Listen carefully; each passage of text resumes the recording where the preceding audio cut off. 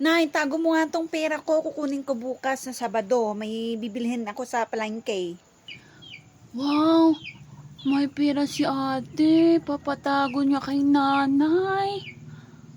O, akin na anak at itatago ko. Ice cream. Bili kayo ng ice cream. Gusto ko ng ice cream! Saan kaya ako kukuha ng pambili ko? Ay! Alam ko na! Nay!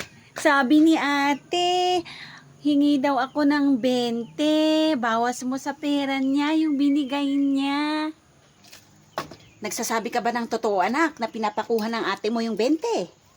Opo, Nay, totoo po. Sinabi po ni ate. Nakukunin ko yung 20. O sige. O, ito yung 20, anak. Bigay mo sa ate mo, ha? Opo, Nay, akin na po. Pabili po. 2 pong ice cream.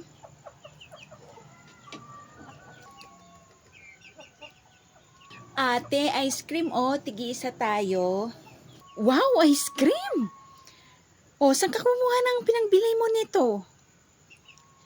Sarap. Sarap. Kumuha ako ng 20 sa pera mo. Yung binigay mo kay nanay. Ano? Pambili ko yun ng project. Bunso! Ha? Ganun ba? Ba't hindi mo kasi sinabi sa akin? Sorry, ate. Bunso! Bakit